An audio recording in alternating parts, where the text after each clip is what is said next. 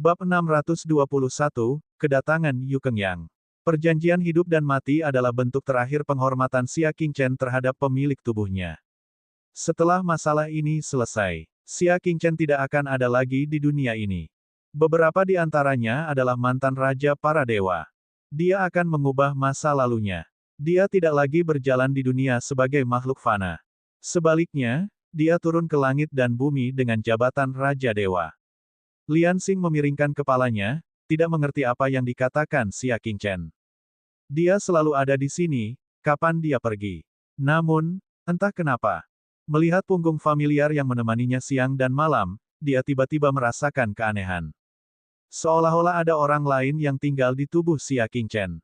Dia tersenyum dan memeluk lengan Xia Qingchen dari belakang, tergantung di tubuhnya. Tidak peduli kamu pergi atau kembali, Lian Xing akan selalu mengikutimu. Xia Qingchen menoleh dan membelai kepalanya dengan penuh kasih sayang. Kamu tidak akan pernah menyesalinya, katanya dengan kelembutan yang langka di matanya. Ini karena dia mengikuti Raja para Dewa. Pada waktu itu, di tempat tersebut, air terjun tebing yang pecah itu bergejolak, dan jatuh dengan momentum yang mengguncang bumi. Suara deburan ombak yang bergemuruh, memekakkan telinga bahkan bagi yang tuli sekalipun. Di ujung sungai yang mengalir deras, ada sebuah gunung kuno setinggi 1000 kaki. Ia berdiri di sana dan menahan serangan gelombang besar.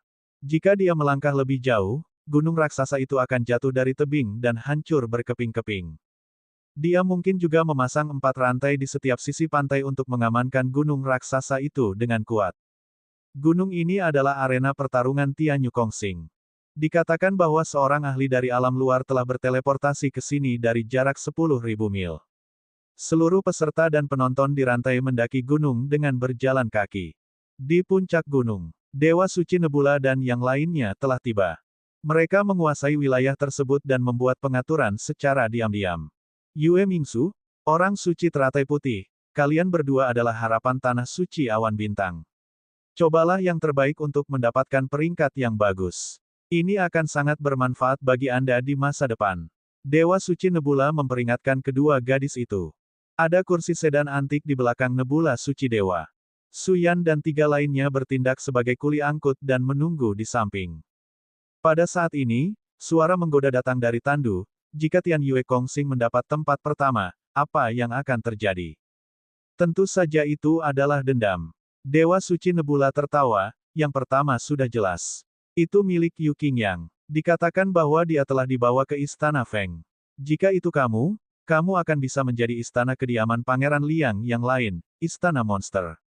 Istana Setan. Istana Iblis dikelola oleh hewan peliharaan Iblis Raja Liang, kata penguasa suci Nebula, mereka memelihara semua binatang iblis berbakat di wilayah Liang. Jika Anda bisa masuk, itu akan menjadi kesempatan yang tidak akan pernah Anda dapatkan dalam hidup Anda.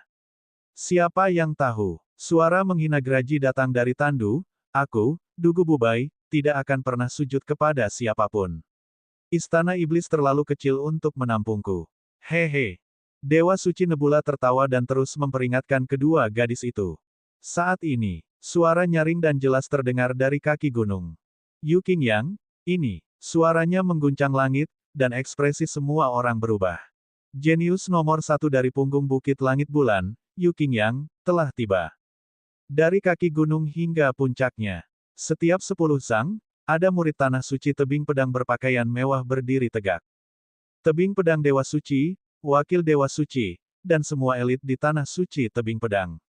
Mereka mengenakan pakaian cerah dan indah, dan ekspresi mereka serius. Dia mengikuti di belakang seorang pemuda dengan penuh hormat.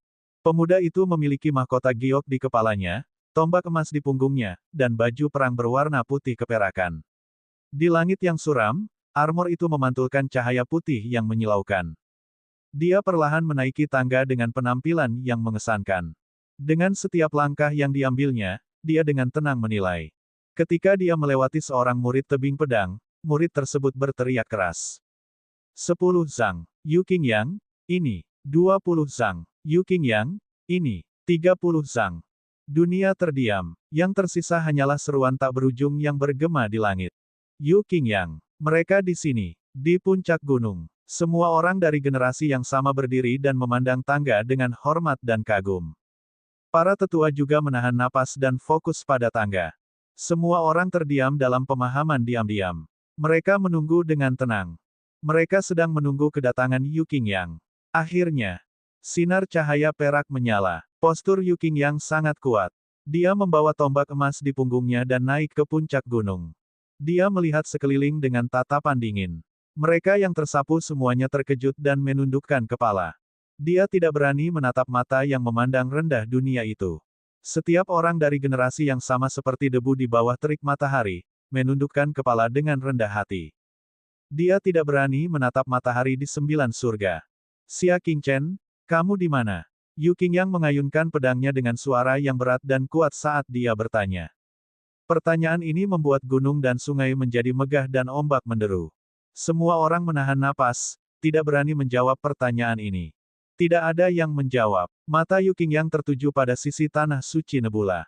Dia berteriak, Xia Qingchen, ayo. Terimalah kematianmu. Ekspresi Yue Mingzu tenang. Dia bermain dengan kipas lipat di tangannya dan berkata perlahan, saat bulan langit berjalan di langit berakhir, kakak Qingchen akan naik gunung untuk mengambil nyawamu. Banyak orang yang terkejut. Xia Qingchen sebenarnya tidak ingin berpartisipasi dalam acara akbar seperti Sky Moon. Namun, mereka segera mengerti. Apa gunanya orang sekarat berpartisipasi dalam Sky Moon? Sebaliknya, Yu Qingyang akan dapat melihat kekuatannya selama kompetisi. Saya merasa sedikit kasihan pada Xia Qingchen. Seorang pria setinggi 7 kaki dipaksa sampai pada titik di mana dia tidak berani ikut serta dalam penerbangan SKYMOON. Betapa menyedihkan. Yang paling disesalkan adalah segala usaha dan perjuangannya untuk bertahan hidup sia-sia. Semua orang menghela nafas. Xia Qingchen ditakdirkan untuk mati. Ini sudah menjadi tempat tinggal permanen dan tidak dapat diubah. Mata Yu Qingyang acuh tak acuh, seolah dia tidak terkejut. Tatapannya tertuju pada Xia Yuan, yang berada di samping Dewa Suci Nebula, dan dia tidak menyembunyikan rasa jijiknya. Putramu pasti memalukan bagimu, kan?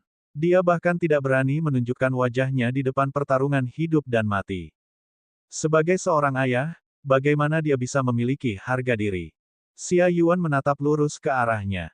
Dalam hidupnya, dia berbicara dengan keberanian yang jarang terlihat, Qingchen adalah kebanggaan hidupku. Di mana rasa malunya? Kamu, sebaliknya, pasti memalukan bagi Yu Hualong. Anda di sini. Dia melihat sekeliling, ini pertarungan hidup dan mati, tapi dia bahkan tidak akan melihatmu. Kata-katanya menyakiti Yu Qingyang. Memang benar, untuk acara penting seperti itu, Yu Hualong tidak datang sendiri atau mengirim siapapun. Mudah untuk membayangkan siapa aib ayahnya. Setelah Xia Qingchen meninggal, kamu akan menjadi orang pertama yang dibunuh. Yu Qingyang berkata dengan tenang dan acuh tak acuh. Tapi tidak ada yang akan mempertanyakan kebenaran kata-katanya. Jika dia mengatakannya, dia pasti akan melakukannya.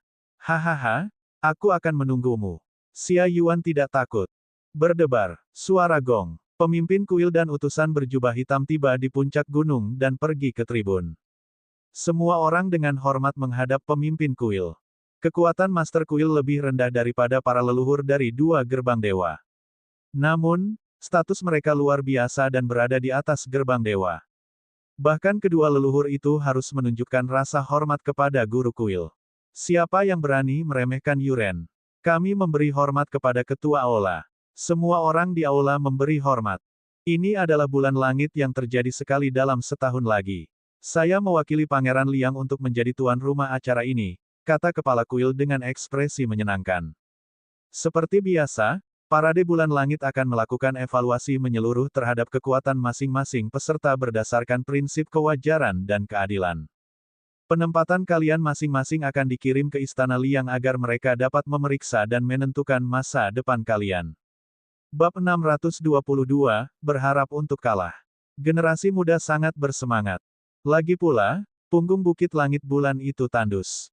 Semua orang yang ambisius meninggalkan Sky Moon Ridge untuk mencari dunia yang lebih luas. Penerbangan ke bulan adalah salah satu dari sedikit peluang yang dapat mengubah nasib seseorang. Sekarang, semoga perwakilan dari berbagai kekuatan maju dan memilih lawan mereka. Kata kepala kuil. Yue Mingzu, orang suci teratai putih, pemarah dan lainnya yang dibawa dalam tandu, sebagai 3 perwakilan dari tanah suci awan bintang, melangkah maju. Generasi muda dari kekuatan lain semuanya melangkah maju. Mereka saling memandang dan mempertimbangkan lawan mereka.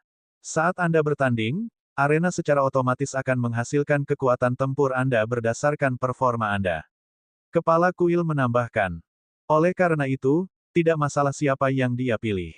Selama seseorang tidak terbunuh dalam satu gerakan, cincin itu akan mampu mengevaluasi kekuatan sebenarnya dari seseorang. Tentu saja, semakin lama pertarungan, semakin lengkap tampilan kekuatannya, dan semakin tinggi skornya. Oleh karena itu, ketika memilih lawan, dia tidak boleh memilih lawan yang lebih tinggi dari dirinya, karena itu akan sangat merugikan. Mungkin kematian hiasan merah suci dewa dan bintang ungu suci adalah peringatan bagi dunia. Tidak ada yang memilih Yue Mingzu dan yang lainnya. Melihat sebagian besar dari mereka telah selesai memilih, akhirnya seseorang meneriakkan nama tanah suci awan bintang. Saya ingin menantang Anda, orang suci teratai putih. Dari sisi kuil, seseorang berjalan keluar dengan tangan disilangkan. Dia adalah lagu Lei Yu. Luka Song Lei Yu telah pulih, namun luka di hatinya tidak dapat disembuhkan. Kerusakan yang disebabkan Xia Qingchen padanya terlalu dalam, terlalu dalam. Oleh karena itu, dia memilih istri Xia Qingchen. Namun, tujuannya bukanlah untuk mengalahkan Santo Teratai Putih. Sebaliknya, dia ingin melihat apakah dia bisa menunjukkan sisi luar biasa dalam pertempuran. Untuk mendapatkan hati orang suci Teratai Putih. Sama seperti bagaimana Xia Qingchen telah merenggut hati dewinya, dia menginginkannya. Untuk memberi Xia Qingchen rasa obatnya sendiri. Saat orang suci teratai putih hendak menyetujuinya, seberkas cahaya keemasan melintas di antara keduanya. Dia adalah lawanku. Song Lei Yu melihat ke samping dan bertemu dengan tatapan dingin Yu Qingyang. Dia tidak bisa menahan diri untuk tidak menggigil. Dia mengubah lawannya dan menantang Mutiara Bulan, kalau begitu aku akan menantangmu. Baiklah. Yue Mingzu tampak tersenyum, dan sudut mulutnya membentuk lengkungan berbahaya. Penduduk Tanah Suci Bintang Ungu mengerahkan keberanian mereka saat kuil mengambil tindakan, siapa yang duduk di kursi sedan itu. Aku menantang kamu. Lin Yu menonjol dengan ekspresi dingin. Dewa Suci Bintang Ungu telah meninggal, tetapi Lin Yu belum dikalahkan. Dia berkata pada dirinya sendiri bahwa dia harus berdiri. Aku tidak bisa berbaring saja seperti ini. Manusia rendahan, kamu telah memilih lawan yang seharusnya tidak kamu pilih. Graji menghela nafas dalam-dalam. Karena itu, semua kontestan telah dipilih. Kepala kuil melihat daftar nama dan berkata, pertandingan pertama, Lin Yu versus Dugu Qiubai dari Tanah Suci Awan Bintang. Alasan mengapa dia mengatur Tanah Suci Awan Bintang adalah untuk melenyapkannya sesegera mungkin. Semangat Lin Yu terangkat saat dia membungkuk ke arah langit, Tuan Suci. Perhatikan saat aku berjuang demi kemuliaanmu. Dia melangkah maju ke tengah tempat tersebut dan berkata kepada Tandu, keluar dan bertarung.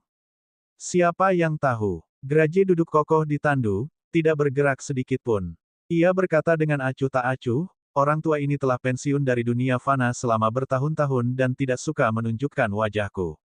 Saya akan menggunakan Tandu ini untuk memberi Anda beberapa petunjuk. Ketika dia mengetahui bahwa orang yang berada di Tandu bahkan tidak turun dari Tandu, dan bahkan tanpa malu-malu membual bahwa dia telah memberinya petunjuk. Lin Yu sangat marah, aura pedang dari Tanah Suci Nebula tidak akan pernah padam. Petik 2. Dia menghunus pedangnya. Cahaya pedang yang dingin disertai dengan raungan keras saat menusuk ke depan. Berderak, Tandu antik itu bergerak tanpa angin. Di bawah kekuatan iblis dendam, ia berubah menjadi bentuk manusia di tanah dan menyerang ke depan. Basis budidaya Graji selalu dekat dengan Xia Qingchen, mencapai transformasi ke-6 tingkat bintang menengah. Di mana Lin Yu? Itu hanyalah terobosan transformasi kedua tingkat bintang menengah. Aliran udara yang didorong oleh Tandu menimbulkan debu di tanah, membentuk badai pasir. Lin Yu dan pedangnya tersapu 100 kaki ke udara oleh badai pasir. Tapi dia masih bisa bertahan. Dia memegang pedangnya dan mencoba membalikkan tubuhnya, berteriak tanpa henti, tidak banyak. Makan pedangku lagi. Di dalam sedan. Perdebatan yang membosankan, aku seharusnya tidak berharap padamu. Desahan tak berdaya terdengar. Segera setelah, Tandu itu berputar di tempat, lalu melonjak ke langit dengan suara mendesing. Dia menabrak Lin Yu yang jatuh dari langit. Secara kebetulan, ada ini. Ujung Tandu yang tajam telah menembus kelopak bunga di Lin. Pantat Yu. Lin Yu menjerit nyaring saat dia pingsan karena rasa sakit saat dia masih di udara. Saat dia mendarat, ada cairan tak dikenal mengalir dari selangkangannya. Semua pria yang hadir mau tidak mau duduk tegak. Beberapa dari mereka tanpa sadar menutupi pantatnya dengan ekspresi aneh. Ada semacam rasa sakit yang disebut sakit hanya dengan melihatnya. Tandu perlahan turun dan desahan lembut terdengar, "Saya sudah pensiun selama bertahun-tahun. Saya tidak menyangka generasi muda lebih rendah satu sama lain. Sungguh mengecewakan." Itu hendak memindahkan Tandu kembali. Mata kepala kuil berkedip-kedip dan dia tersenyum. "Yang mulia, apakah Anda keberatan melanjutkan pertempuran? Sepertinya kamu belum sepenuhnya menunjukkan kekuatanmu." Saat ini, dua nomor ditampilkan di platform. Yang satu berusia 60 tahun, yang satu lagi berusia 50 tahun. Tentu saja, Lin Yu adalah orang yang berusia 50 tahun. 60 berarti dendam. Namun, dari penghancuran satu sisi, dendam jelas bukan hanya 60. Tandu itu terdiam cukup lama sebelum akhirnya mendesah kesepian, "Lupakan. Saya akan menantang kalian semua. Tidak ada seorang pun di dunia ini yang bisa melawanku sendirian." "Apa? Satu orang melawan semua? Siapa yang ada di Tandu? Dia terlalu buas. Saya telah mencari kekalahan sepanjang hidup saya, namun saya tidak pernah mampu mencapainya." Mengingat kembali masa lalu, di lautan awan, di bawah pohon plum, saya hanya tinggal satu langkah lagi dari kekalahan. Saya tidak pernah berpikir bahwa itu adalah hal yang paling mendekati keinginan saya. Sejak saat itu, tak seorang pun di dunia ini yang bisa menggunakan tiga jurusku. Aku ditakdirkan untuk sendirian seumur hidupku. Berderak. Banyak tetua mengepalkan tangan mereka. Untuk dapat bergabung dengan asosiasi, seseorang harus memeriksa usianya. Orang di dalam Tandu yang mengaku sebagai Dugu Kyubei harus berusia di bawah 20 tahun. Dia benar-benar mengucapkan kata-kata seperti itu. Mereka tidak tahu kenapa, tapi mereka memiliki keinginan untuk bergegas dan menghajarnya. "Aku akan memenuhi keinginanmu." Seorang jenius dari Tanah Suci memiliki pembuluh darah yang muncul di dahinya. Karena tidak tahan dengan kata-kata dendamnya, dia mengambil inisiatif untuk melangkah maju. "Hitung aku. Dan saya." Dalam sekejap, lebih dari separuh peserta melangkah maju. Jelas sekali bahwa dendam berhasil menarik kebencian sebagian besar orang. Orang-orang yang tersisa semuanya bangga dan sombong, tidak suka menindas beberapa orang dengan jumlah. "Keluarlah dan hadapi kematianmu." Li Xinrui dari 4 simbol Tanah Suci mengerutkan kening. Namun, Graji duduk di sana dengan tenang dan berkata dengan acuh tak acuh, "Aku akan menggunakan teknik bela diri terburuk dalam hidupku untuk bertarung denganmu." Berpura-pura menjadi orang yang mendalam, dia berkata, "Namanya adalah Su. Aku hanya perlu meneriakkan namamu dan kamu akan menghilang dari dunia ini selamanya. Aku akan membuangmu ke alam mimpi buruk yang tak ada habisnya." Banyak murid yang mengejek. Meneriakkan nama seseorang bisa membuatnya menghilang. Li Xinrui mungkin merasa kesal terhadap Xia Qingchen. Oleh karena itu, dia juga membenci sektenya. "Saya Li Xinrui. Coba panggil aku dengan namaku." "Maumu?" Orang di dalam sedan itu berkata perlahan. Setelah hening beberapa saat, suara terkejut datang dari sedan, "Li Xinrui." Li Xinrui berdiri dengan tangan disilangkan dan berkata, "Aku di sini." Penonton tertawa terbahak-bahak. Namun, mereka segera tidak bisa tertawa. Li Xinrui menghilang ke udara sebelum dia bisa menyelesaikan kata-katanya. Para tetua yang menyaksikan pertempuran itu berdiri dengan kaget. Bahkan guru kuil tiba-tiba berdiri. Matanya berkedip karena terkejut saat dia melihat Tandu tanpa berkedip. Memang benar siapapun namanya yang dipanggil akan menghilang dari dunia. Ini, teknik pertarungan macam apa ini? Bahkan mantra dewa para dewa tidak lebih dari ini, kan? Keberadaan mengerikan apa yang ada di Tandu. Bab 623 semuanya sampah. Untuk sesaat, seluruh tempat menjadi sunyi. Mereka semua menatap Tandu antik dengan ketakutan yang luar biasa di mata mereka. Pada saat yang sama, gambaran seorang lelaki tua mirip Sage yang telah hidup selama bertahun-tahun muncul di benaknya. Suara acuh tak acuh Graji terdengar dari dalam Tandu, "Siapa lagi di sana?" Astaga, banyak teman-temannya yang mundur dan menutup mulut rapat-rapat, tidak menyebut nama. Hanya satu gerakan, dia mengejutkan semua pahlawan di dunia. Bahkan ketua kuil, yang menjadi penyelenggara, tertangkap basah. Jika pihak lain benar-benar monster tua yang tak tertandingi, apakah masih perlu membandingkan catatan? Bagaimanapun, ini adalah hutan belantara Qiong Huang. Bahkan serangan spasial dapat digunakan untuk menakut-nakuti orang. Tiba-tiba terdengar tawa samar. Semua orang melihat ke arah suara itu. Ia terkejut melihat seorang pemuda berusia 20-an dengan rambut perak panjang dan jubah biru muda berdiri dengan tenang di sudut tribun penonton. Cuacanya suram, tapi hujan tidak turun. Dia memegang payung merah. Ditambah dengan rambut perak panjang dan wajah tampan, dia terlihat sangat jahat. Sambil tersenyum tipis, dia dengan lembut membalikkan payung merah di tangannya. Tandu yang dendam itu langsung hancur berkeping-keping. Graji, yang duduk di dalamnya, tidak terluka. Tandu itu tiba-tiba meledak, memperlihatkan bagian dalamnya yang suram. Ia memegang labu berwarna kristal di lengannya, mata anjingnya linglung. Dia masih tidak mengerti bagaimana tandu itu bisa patah.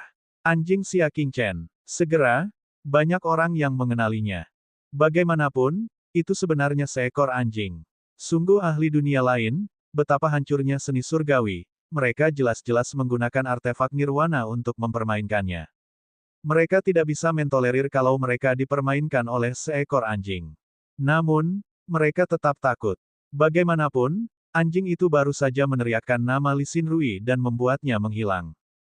Semuanya, ia tidak akan melakukan apapun pada kita jika kita tidak menyebutkan nama kita. Teriak Chen Yun. Jangan takut. Setelah diingatkan, semua orang sadar. Semuanya mengungkapkan niat buruk. Anjing mati yang sombong, mari kita lihat bagaimana kamu mengakhiri ini. Chen Yun melirik Lin Yu yang hancur dan matanya dipenuhi api balas dendam. Graji menjadi tenang setelah beberapa saat terkejut. Ia memegang labu kristal dan memandang Chen berlari, belatung yang bahkan tidak berani bersuara di depan Tuan Chen, jangan terlalu sombong di depan Tuan Anjing. Chen Yun tertawa, kamu tidak perlu dengan sengaja mengincarku. Tidak peduli seberapa buruknya aku tetap lebih baik dari seekor anjing. Dia, Chen Ran, harus dianggap sebagai putra kesayangan dewa yang sedikit terkenal di punggung bukit langit dan bulan, bukan? Kapan dia akhirnya dipermalukan oleh seekor anjing? Graji segera menggelengkan kepala anjingnya, tidak, Anda salah paham, saya tidak menargetkan Anda. Petik 2. Chen Yun mencibir. Bukankah sudah terlambat baginya untuk meminta maaf sekarang? Namun, musuh berdiri dan meletakkan labu kristal itu di tanah. Dia berkata dengan dingin, maksudku, semua orang di sini adalah sampah. Penonton gempar. Itu benar-benar menghina banyak pembangkit tenaga listrik manusia yang mengepungnya. Manusia seharusnya marah. Terlebih lagi, mereka bukan hanya manusia, tapi pahlawan. Kamu harus dihukum karena kata-kata kurang ajarmu. Seorang remaja menghunus pedangnya dan ingin menyerang. Jika anjing ini tidak diberi pelajaran, pasti akan membawa bencana bagi umat manusia di masa depan. Seorang sarjana dengan wajah lurus mengeluarkan artefak nirwana miliknya. Banyak orang mengambil tindakan. Jelas sekali, semua orang di sini adalah sampah, yang dendam telah membuat mereka sangat marah. Graji tertawa, aku sudah membencimu sepanjang hidupku. Saya hanya akan tunduk pada Tuan Chen. Dibandingkan dengan dia, menyebutmu sampah hanyalah memberimu wajah. Di dalam hatinya, Xia Qingchen memang seorang suci yang luar biasa. Tidak ada yang bisa menandingi sehelai rambut pun. Anjing sialan. Chen Yun tertawa dengan marah. Aku akan memberimu 2 tamparan dan kamu akan tahu bahwa kamu baik-baik saja. Dia mengaktifkan teknik gerakannya dan melangkah mendekat. Graji terkekeh dan berteriak, Zhang San. Chen berlari mengejek. Graji masih belum tahu namanya, jadi artefak nirvana tidak ada gunanya. Namun, pada akhirnya, Chen berlari tiba-tiba merasakan kekuatan melahap yang sangat kuat menyedotnya dalam sekejap. Sambil berteriak kaget, Chen lari menghilang dari tempatnya. Itu dengan cepat tersedot ke dalam kristal kalabash. Semua orang terkejut dan menghentikan langkah mereka, memandang dengan enggan karena ketakutan. Mengapa ketika dia memanggil Zhang San, Chen larilah yang dibawa pergi? Li Si. Graji berteriak lagi. Orang lain dibawa pergi. Teknik gerakan orang ini tidak biasa. Dia memperlambat kecepatan saat dia dibawa pergi dan berteriak, ah, aku tidak dipanggil Li Si. Wang Ermazi, kata Graji. Suara mendesing. Orang lain dibawa pergi, dan dia berteriak ngeri, ah. Saya salah paham. Saya Wang Fugui, bukan Wang Erma, Ma. Cakar anjing Graji menunjuk ke arah mereka, dan ia terus berkata, Go dan Cui Hua, pilar besi. Go. San. Satu demi satu, putra-putra surga yang sombong diterima. Pahlawan lainnya terkejut dan segera melompat dari ring. Sial, anjing sialan ini menjebak kita. Artefak nirwana miliknya bahkan tidak perlu dipanggil, bisa diambil kapan saja. Graji menyeringai, kamu akhirnya menemukannya. Petik 2. Ayo, idiot, masuklah ke dalam labu. Graji mendorong labu itu hingga batasnya. Kekuatan melahapnya 10 kali lebih kuat. Dalam sekejap, 7 atau 8 orang yang tersisa tersedot ke dalam labu. Di lapangan, hanya dendam yang tersisa.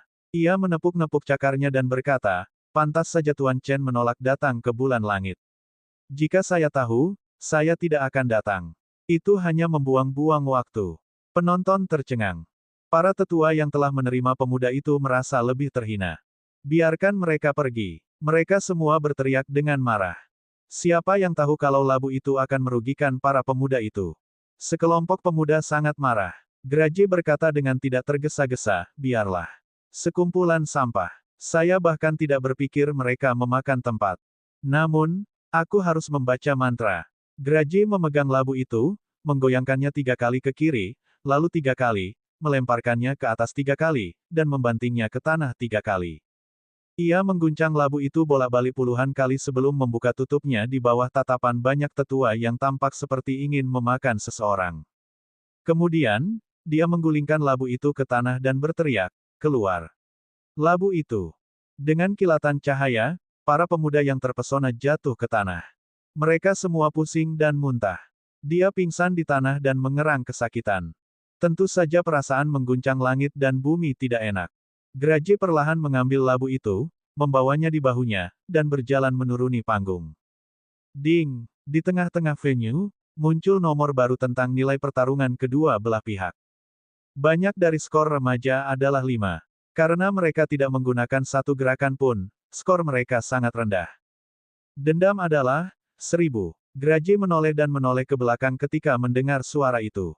Ia mengangkat kepala anjingnya dengan jijik, sampah dengan kekuatan tempur 5. Kembali ke tanah suci Nebula. Holy Lord tercengang. Dia sama sekali tidak berani percaya bahwa anjing Xia Qingchen sebenarnya sangat menakutkan. Dia sendirian melawan lebih dari separuh peserta dan menang. Graji menghela nafas ringan dan menggelengkan kepalanya karena kecewa.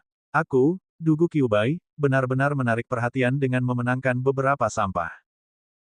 Apakah dunia seni bela diri sedang mengalami kemunduran? Bab 624, apakah itu sakit? Di tribun, beberapa tetua menyingsingkan lengan baju mereka dan memecahkan cangkir teh di tangan mereka.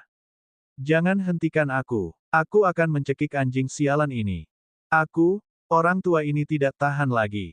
Untungnya, petugas kuil dengan cepat menjaga ketertiban dan menghentikan mereka memasuki tempat tersebut. Graji menggelengkan kepalanya dan menghela nafas dengan sedih, dunia orang kuat ditakdirkan menjadi tempat sepi yang tidak dapat dipahami oleh siapapun. Mendesah. Saya tidak ingin menontonnya lagi. Banyak tetua yang sangat marah hingga menjadi gila dan pergi dengan wajah marah. Graji memasang ekspresi acuh tak acuh di wajahnya saat ia menggelengkan kepalanya dalam diam. Tempat tersebut perlahan-lahan menjadi tenang. Putaran kedua, kepala kuil berkata tanpa ekspresi, Yue Mingzu versus Lagu Leiyu. Keduanya melangkah maju. Lagu Leiyu sangat sopan. Dia melihatnya dengan cermat dan menyadari bahwa kemunculan mutiara bulan sangat mengejutkan. Dia tidak lebih lemah dari orang suci teratai putih.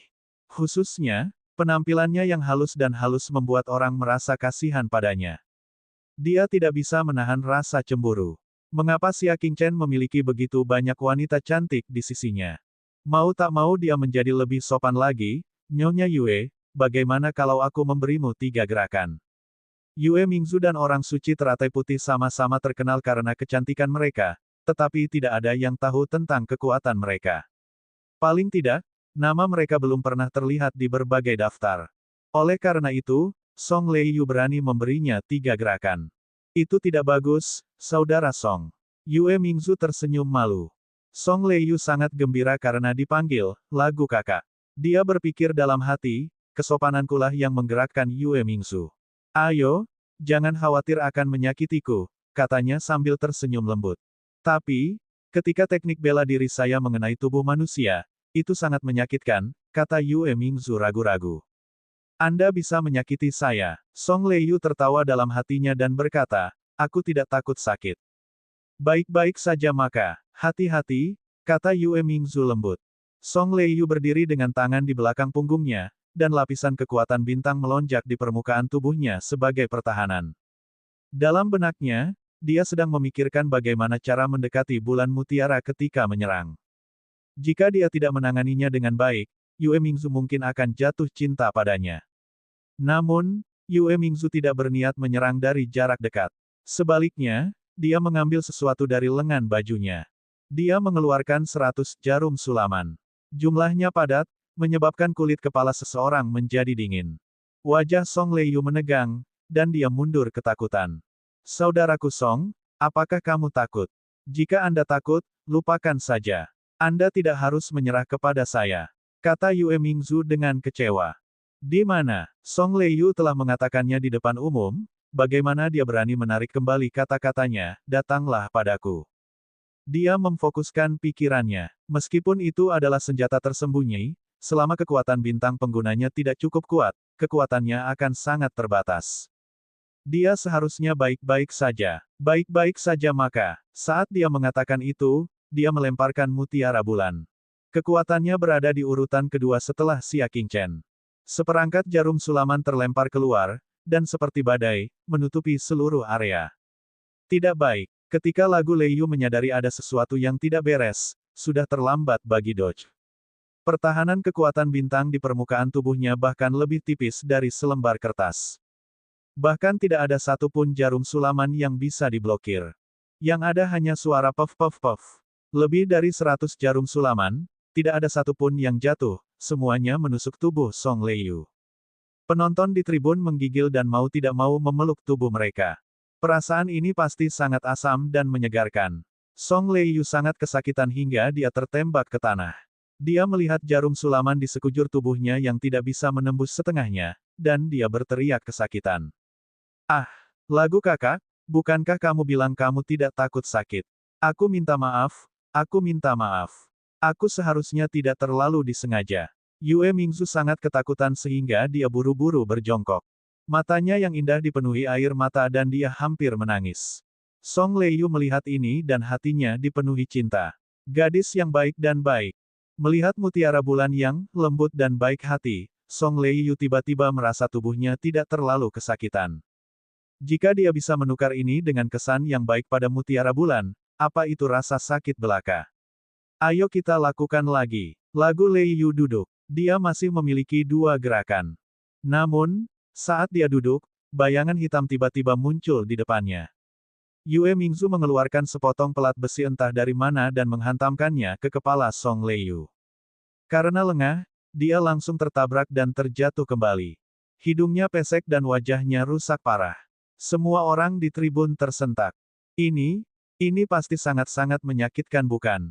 Mereka melihat dengan mata kepala sendiri bahwa Yue Mingzu berbicara dengan menyedihkan kepada Song Leiyu sambil mengeluarkan pelat besi hitam dari tas di punggungnya. Lalu, dia tiba-tiba melemparkannya. Yue Mingzu menunjukkan ekspresi panik lagi.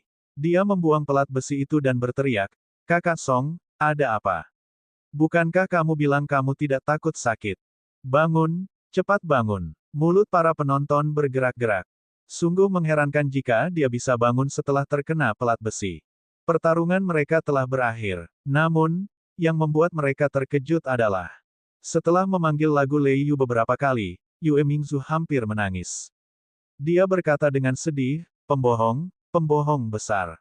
Kamu bilang kamu akan memberiku 3 gerakan, tapi aku akan pingsan dalam 2 gerakan. Aku tidak akan berbicara denganmu lagi." Dengan ringan, dia menendang ke arah dadanya. Song Leiyu, yang sudah pingsan, mengeluarkan jeritan yang menusuk jiwa. Orang-orang di tribun tidak bisa tidak melihat ke arah bulan Pearl. Wanita ini, dia terlalu kejam. Yue Mingzu berjalan kembali ke tanah suci awan bintang. Graje tergeletak di tanah, kepalanya bersandar pada labu, sehelai rumput di mulutnya. Dia menyilangkan kakinya dan memandangi bulan Pearl yang kembali. Dia menyeringai dan berkata, wanita berperut hitam. Mata Yue Mingzu menyipit saat dia tersenyum. Kakak Qing Chen dan kakak Suexin akan menikah. Mereka akan segera mempunyai anak. Saya ingin mencari sesuatu untuk diberikan kepada mereka guna menyehatkan tubuh mereka. Graji terkejut, kalau begitu silakan. Sungguh, kenapa kamu memberitahuku? Saya mendengar tentang resep tradisional. Yue Mingzu tersenyum dan mendekatkan wajahnya. Matanya beralih ke tubuh gemuk pemarah itu. Saya dengar makan daging anjing bisa menyehatkan tubuh.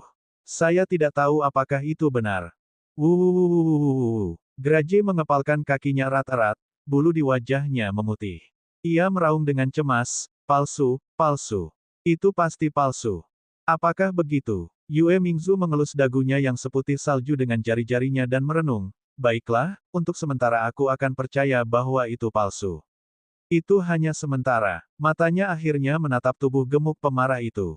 Graji bergidik. Ia mengambil labu itu dan bersembunyi di balik nebula dewa yang suci.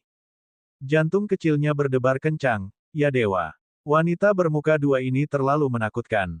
Saya tidak mampu menyinggung perasaan Anda, saya tidak dapat menyinggung perasaan Anda.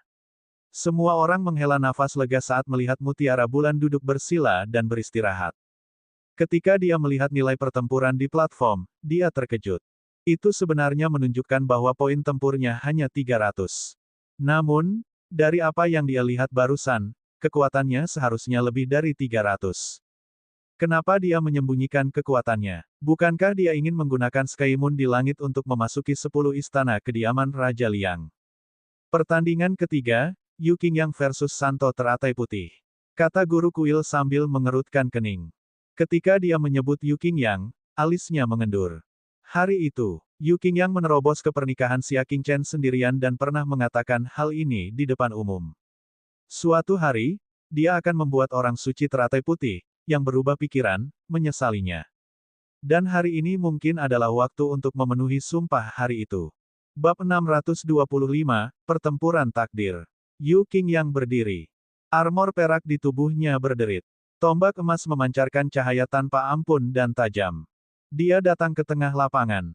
Dia memandangi orang suci Teratai Putih berjubah putih, yang seperti teratai murni yang muncul dari lumpur, berjalan mendekat. Ada tatapan rumit di matanya. Dia membenci orang suci Teratai Putih. Dia membencinya karena berubah pikiran dan membuatnya kehilangan martabatnya. Namun, semua kebencian lahir dari cinta. Jika Anda tidak mencintai seseorang, di manakah akan ada kebencian? Jiang Suexin, pernahkah kamu menyesalinya? Dia melepaskan basis budidayanya pada transformasi ke-8 tingkat bintang menengah, yang jauh melampaui Xia Qingchen. Hari ini, Xia Qingchen akan mati di tangannya. Jiang Sue tahu bahwa kekuatannya telah meningkat pesat, tetapi apakah dia pernah menyesalinya? Tidak, saya tidak melakukannya, Jiang Sue menundukkan kepalanya. Dia menambahkan dalam hati. Dia bahkan agak berterima kasih kepada Mutiara Bulan karena telah mengatur kenangan yang tak terlupakan untuknya. Meski kenangan ini akan segera hilang. Hati Yu Qingyang dipenuhi amarah. Kekuatan bintang melonjak dan menggerakkan ribuan aliran udara, mengacak-acak rambut hitam Santo Teratai Putih. Apa bagusnya dia? Yu Qingyang berteriak dengan suara yang dalam. Dia pandai dalam segala hal, kata orang suci Teratai Putih sambil tersenyum. Melihat senyuman itu, Yu Qingyang merasa ada sesuatu di hatinya yang hancur.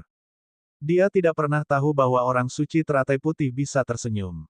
Dia dalam ingatannya tidak memiliki perasaan. Tidak ada suka atau duka. Dia tidak sedih atau bahagia. Namun, dia tersenyum untuk seseorang yang akan mati. Yu Qingyang tahu bahwa dia telah benar-benar kehilangan hati Jiang Sue. Tidak ada jalan kembali. Apakah kamu ingat apa yang pernah aku katakan? Yu Qingyang mengeluarkan tombak emas dari punggungnya. Orang suci Teratai Putih tetap diam. Dia menghunus pedang lembut dari pinggangnya dan mengarahkannya ke Yu Qingyang dengan tenang dan penuh tekad. Saya tidak menyesal menikahi Xia Qingchen. Aku tidak akan melakukannya bahkan jika aku mati. Yu Qingyang terpancing dan menggeram, kalau begitu aku akan memenuhi keinginanmu. Gagak emas menembus matahari. Yu Qingyang menggeram pelan. Tombak di tangannya meledak dengan cahaya keemasan yang menyilaukan, menunjuk ke dada orang suci Teratai Putih. Dia akan membunuh wanita yang mengkhianatinya dengan satu tembakan. Orang suci teratai putih dengan tenang memegang pedangnya dan bergerak maju, tanpa rasa takut atau penyesalan. Tetapi, saat keduanya hendak bersentuhan, pedang lembut di tangan Santo teratai putih terjatuh. Dia mengulurkan tangannya dan menyambut tombak emas. Ekspresi Yu Qingyang berubah. Dia menjentikkan pergelangan tangannya dan tombak itu menyerempet ketiak orang suci teratai putih. Puci, tanah ditembus oleh sisa cahaya kemasan. Jika diarahkan pada seseorang, kematian sudah pasti. Kamu mencari kematian. Yu Qingyang menatap ke arah orang suci teratai putih.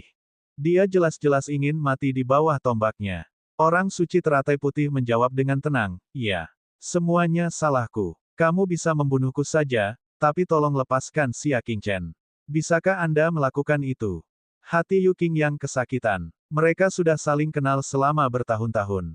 Ini adalah pertama kalinya dia melihat orang suci teratai putih memohon bantuan. Dia lebih memilih mengorbankan dirinya untuk menyelamatkan pria itu. Dia sangat marah. Dia mengertakkan gigi dan berkata dengan suara yang dalam, "Tidak akan pernah. Dia harus mati." Yu Qingyang meraung dengan ganas. Semakin Santo teratai putih memohon padanya, semakin dia membencinya.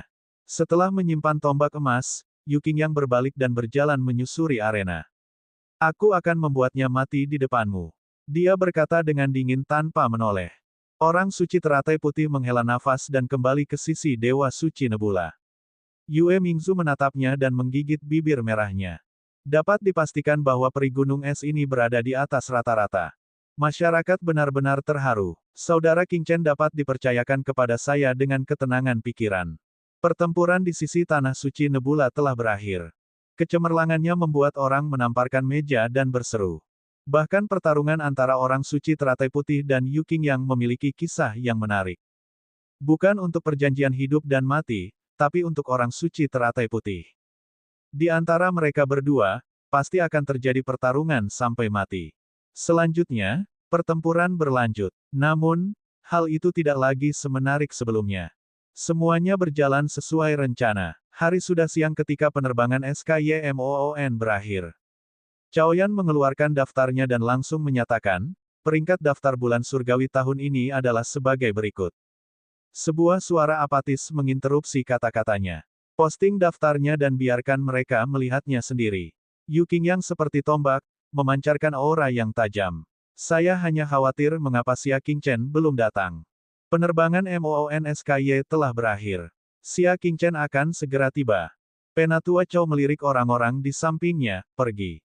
Beritahu Xia Qingchen untuk datang." Saat ini, awan gelap berkumpul di langit selama beberapa hari, dan gelap seperti tinta. Setetes rintik hujan dingin jatuh darinya. Kedatangan. Benda itu mendarat di wajah Xia Qingchen, yang sedang duduk bersila di halaman. Xia Qingchen perlahan membuka matanya. Menatap tetesan air hujan yang jatuh, dia bergumam, "Hujan turun." Dia berdiri. Tetesan air hujan dipantulkan oleh kekuatan tak terlihat ketika jatuh 3 kaki dari kepalanya. Itu membentuk tirai hujan. Tatapannya melewati hujan dan melihat ke tempat tersebut. Pertempuran telah tiba. Dia mengambil satu langkah ke depan, dan hujan yang turun ke tanah pun surut. Lian Xing menarik napas dalam-dalam dan mengikutinya dari dekat.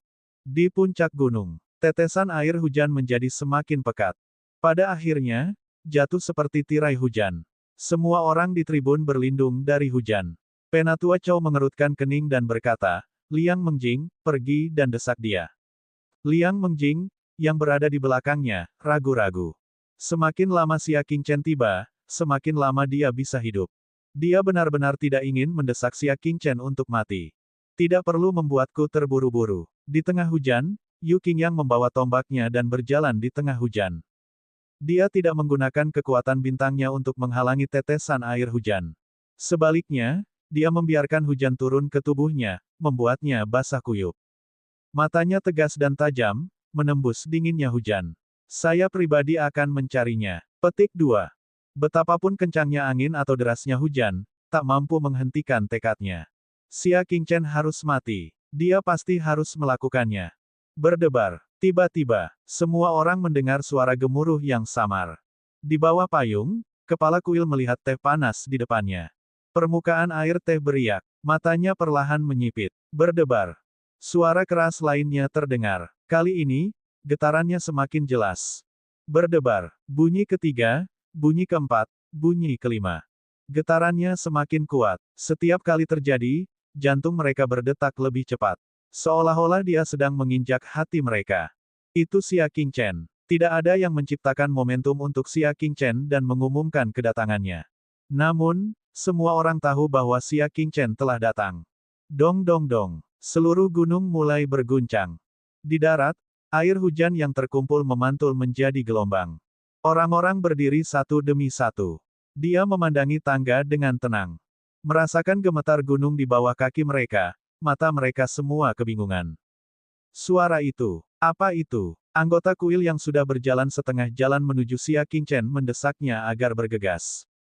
Matanya dipenuhi ketakutan saat dia mundur. Ia melihat arus sungai yang deras menghajar gelombang besar yang jumlahnya 10 zang, 20 zang. Ombak besar menghantam gunung, mengguncangkannya. Melihat ke kejauhan, di sungai yang lebar, seorang pemuda sedang berjalan dengan tangan di belakang punggung. Dengan setiap langkah yang diambilnya, sungai raksasa itu menimbulkan gelombang yang mengejutkan. Sungai yang tenang. Saat ini, rasanya seperti memasuki lautan, dengan ribuan ombak. Pandangan Xia Qingchen ke belakang tercermin di mata ketakutan anggota kuil. Saat kaki kanannya melangkah ke gunung. Gunung setinggi 1000 kaki itu tiba-tiba bergetar. 8 rantai tebal itu tiba-tiba mengencang. Itu mengeluarkan suara, cila. Sebentar, ombak yang menjulang tinggi, pejuang boneka gunung. Itu seperti seorang raja yang menyapu dunia, membunyikan klakson pertempuran besar. Kaki Xia Qingchen menginjak tangga dan dia dengan tenang berkata, "Aku di sini." Mengaum, suara ombak besar menderu, mengirimkan kata-kata tenangnya ke 9 surga. Sampai ke puncak gunung. Bab 626, biasa-biasa saja. Di puncak gunung, telinga semua orang menjadi tuli. 4 kata itu bergema di benaknya. Mereka menahan napas dan memandangi tangga tanpa berkedip. Hualala, hujan semakin deras. Ombaknya semakin tinggi. Gunung itu semakin berguncang. Akhirnya, gelombang putri salju setinggi 100 zang menerkam ke puncak gunung. Sesosok berbaju putih menaiki tangga di tengah hujan. Semua tetesan air hujan melayang 3 kaki darinya, tidak ada setetes pun yang menyentuh tubuhnya. Wajah jernih terpancar di mata semua orang. Dia perlahan berjalan ke tengah platform. Dia melihat ke langit dan berkata, "Saya tidak suka membunuh orang di tengah hujan." Dia dengan lembut melambaikan lengan bajunya. Hujan yang turun ke bumi melawan aliran udara dan melonjak ke langit. Tidak ada setetes pun hujan di langit di atas puncak gunung. Xia Qingchen menginjak genangan air, menyebabkan bayangannya di dalam air pecah dan bergetar. Dia tiba di tengah arena. Dia akhirnya berdiri diam. Dia mengangkat matanya dan menatap Yu Qingyang yang mengenakan baju besi perak. Dia perlahan menutup matanya. "Apakah kamu punya kata-kata terakhir?" Mata dingin Yu Qingyang memancarkan kilatan yang menusuk tulang. Dengan mengepalkan tangannya, dia memegang tombak emas di telapak tangannya dan mengarahkannya ke Xia Qingchen dari jauh. "Hanya itu yang bisa kukatakan. Kamu diam." Di matanya, Xia Qingchen tidak lebih dari karakter yang rendah hati, tidak berdaya, dan rendah hati. Jika tidak ada perjanjian hidup dan mati, keduanya seharusnya tidak melakukan interaksi apapun. Itu artinya tidak ada orang lain. "Mari kita mulai," Xia Qingchen berkata dengan tenang. "Perjanjian hidup dan mati. Sudah waktunya untuk berlatih." Kerumunan di tribun kembali duduk dan memperhatikan keduanya dengan cermat. Pertarungan para jenius terkuat dalam 100 tahun. Sayangnya, ini terlalu tragis. Salah satu dari mereka ditakdirkan untuk mati. Tepatnya, Xia Qingchen lah yang akan mati muda, bukan? Petik 1. Menghela nafas, meratap, dan terus melanjutkan tanpa daya. Xia Qingchen lahir di era yang salah. Keempat Dewa Suci merasa sangat menyesal, mengingat bakat Xia Qingchen, dia akan menjadi raja jenius tidak peduli di era apapun dia berada. Sayang sekali dia lahir di era yang sama dengan Yu Qingyang. Tidak ada yang optimis dengan peluang Xia Qingchen. Bahkan Dewa Suci Bintang Ungu. Dia diam-diam menghela nafas sambil menatap Xia Qingchen. Dia kemudian melirik Xia Yuan, Xia Jie, pemarah, dan Lian Xing, berpikir dalam hatinya, "Qingchen, lakukan yang terbaik. Tanah suci awan bintang akan melakukan apapun untuk mengirim keluarga, serangga, dan pelayanmu keluar dari punggung bukit langit dan bulan. 3 hari yang lalu, dia diam-diam telah mengatur agar wakil ketua istana menyiapkan jalan keluar bagi mereka.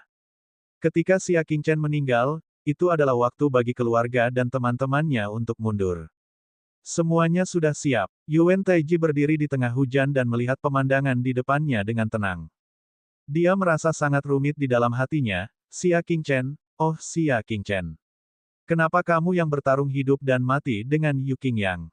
Kita mungkin bisa menjadi teman. Dia sangat menyadari kekuatan Yu Qingyang. Hari ini, orang yang akan dipenggal kepalanya adalah Xia Qingchen. Pemimpin kuil tidak peduli. Dia berdiri dan mengatupkan kedua telapak tangannya, memberi isyarat agar orang banyak diam, sebagai saksi perjanjian hidup dan mati antara Yu Qingyang dan Xia Qingchen. Ketua aula ini harus mengingatkan semua orang akan dua hal. Tempat pertama, kedua belah pihak telah membuat perjanjian hidup dan mati. Kecuali satu pihak mati, pertempuran tidak akan berakhir. Kedua, tidak ada seorang pun di sini yang boleh ikut campur. Jika kamu tidak patuh, ketua balai ini akan menghukummu dengan berat. Ketika dia menyebutkan poin kedua, dia melihat ke tanah suci awan bintang. Peringatan itu sangat keras. Itu sudah jelas. Dia memperingatkan orang-orang yang berhubungan dengan Xia Qingchen untuk tidak bergerak ketika Xia Qingchen dalam bahaya. Jika tidak ada keberatan, pertarungan hidup dan mati bisa dimulai. Kata guru kuil dengan bingung. Mata semua orang terfokus pada bagian tengah ring. Tidak ada yang keberatan. Cahaya tombak emas Yu Qingyang menunjukkan dan niat membunuhnya meledak seperti banjir gunung. Dia meraung, gagak emas menembus matahari. Tombak di tangannya mengeluarkan aliran udara keemasan yang mempesona. Sebelum tombak itu tiba, aliran ki telah menjauh 3 sang. Tebing pedang Dewa Suci menganggukkan kepalanya, satu gerakan sudah cukup untuk menentukan hasilnya. Banyak tetua memejamkan mata, tidak sanggup menonton. Dia menggunakan serangan terkuatnya sejak awal. Yu Qingyang bertekad untuk membunuh Xia Qingchen. Yu Qingyang mengalahkan pakar Dewan Universal peringkat ke-50 dengan gerakan ini kan. Petik 1. Kekuatan gerakan ini telah mencapai puncak transformasi ke-8 tingkat bintang menengah. Basis budidaya apa yang dimiliki Xia Qingchen? Hanya kematian yang menunggunya. Saya mendengar bahwa istri Xia Qingchen, orang suci teratai putih, melakukan perjalanan khusus ke Aula Sky Moon dan meneliti gerakan ini sebelumnya, membantu Xia Qingchen untuk menolaknya. Sangat disayangkan perbedaan kekuatan antara kedua belah pihak terlalu besar. Yang satu adalah surga dan yang lainnya adalah bumi. Tidak peduli seberapa banyak kita mempelajarinya, semuanya sia-sia. Itu sangat disayangkan. Yue Mingzu dan orang suci teratai putih merasa gugup. Apakah informasi yang mereka berikan kepada Xia Qingchen akan berguna? Apakah dia bisa menghindari serangan ini? Cahaya keemasan menembus udara seperti anak panah tajam dan mengunci sasarannya, terus-menerus mengubah lintasannya. Hingga sasarannya tertembus dan terbunuh. Tapi yang tidak bisa dimengerti adalah, mata Xia Qingchen masih tertutup, tidak menunjukkan tanda-tanda mengelak. Hingga arus udara emas mencapai jarak 10 sang. Biasa-biasa saja, mengaum. Pemandangan yang mengejutkan muncul. Ada 8 naga yang diukir di dasar ring. Saat ini, di mata salah satu naga, bola matanya tiba-tiba berputar. Lukisan naga mengambang itu. Astaga, ini hidup. Tidak, lihat potret naga mengambang lainnya. Di antara penonton, banyak orang berdiri dan menatap diagram mengambang di tanah dengan kaget. Kedelapan naga itu memutar mata atau melambaikan cakarnya. Semuanya dibangkitkan. Xia Qingchen menepukkan telapak tangannya ke tanah dan berteriak, naga membubung ke surga ke-9. Mengaum. Tiba-tiba, naga raksasa di diagram mengambang meraung serempak. Yang lebih menyeramkan lagi adalah itu. Semua naga raksasa dibangkitkan dan dilarikan keluar dari gambar mengambang. Ledakan. 8 naga raksasa membubung ke langit. Xia Qingchen meletakkan tangannya di belakang punggungnya saat dia berdiri tegak di atas kepala naga raksasa di tengah. Saat kepala naga bangkit dengan cepat, dia seperti raja yang mengendalikan naga. Dia memimpin 8 naga raksasa dan menghancurkan aliran ki emas dengan suara gemuruh. Puci. Tubuh besar 8 naga menyapu arena, meratakan tanah. Seluruh arena diperpendek 1 kaki. Saat asap dan debu yang mengejutkan menyebar. Arena itu sudah tidak bisa dikenali lagi. Bahkan Yu Qingyang terdorong kembali ke sudut, apalagi aliran udara emas. Matanya tertuju pada 8 naga raksasa. Teknik rahasia ki bumi. Mata pemimpin kuil itu menyipit. Sebelumnya, dengan lambaian lengan bajunya, hujan deras kembali ke langit. Dengan satu tendangan, 8 naga bumi dihidupkan kembali. Itu semua adalah keterampilan bela diri Ki Bumi. Namun, Guru Kuil belum pernah melihat orang yang bisa menggunakan Ki Bumi sedemikian mengerikan dalam hidupnya. Bahkan Raja Liang, yang dikenal sebagai orang nomor satu di alam keren, belum mencapai level seperti itu. Semua orang terkejut. Serangan terkuat Yu Qingyang sebenarnya dengan mudah ditekan oleh Xia Qingchen. Namun, tebing pedang Dewa Suci hanya terkejut sesaat sebelum dia menjadi tanpa ekspresi. Dia mengepalkan tombak emas matahari hijau, matanya tenang. Semut dari masa lalu mampu menerima serangan dengan 30% kekuatanku. Benar-benar kejutan. Apa? Semua orang yang hadir merasakan jantung mereka berdebar kencang. Bab 627, Kekalahan demi Kekalahan. Terima seranganku yang sebenarnya. Yu Qingyang memegang tombak emas dengan kedua tangannya. Pergelangan tangannya bergerak cepat. Tombak emas terus bergetar, dan lebih dari 10 bayangan tombak berkedip-kedip. Hal yang paling menakutkan adalah bayangan tombak itu tidak hancur. Seolah-olah itu telah terwujud dan mencakup area seluas 30 meter. Tombak Tuan Pembunuh Naga. Suara mendesing. Yu Qingyang juga menunjukkan teknik gerakannya yang menakjubkan. 1000 kaki per langkah. Itu adalah teknik gerakan setingkat bintang besar. Semua orang hanya merasakan kekaburan di depan mata mereka, dan dinding emas menekan Xia Qingchen. Kedelapan naga itu meraung dan menyerang bersama. Yang membuat kulit kepala orang mati rasa adalah kedelapan naga hancur berkeping-keping oleh tembok emas.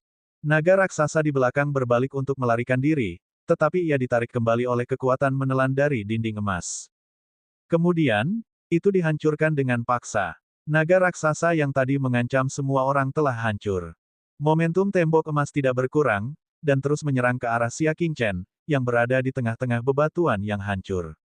Bahkan naga sekeras itu pun hancur berkeping-keping, apalagi tubuh yang terdiri dari daging dan darah.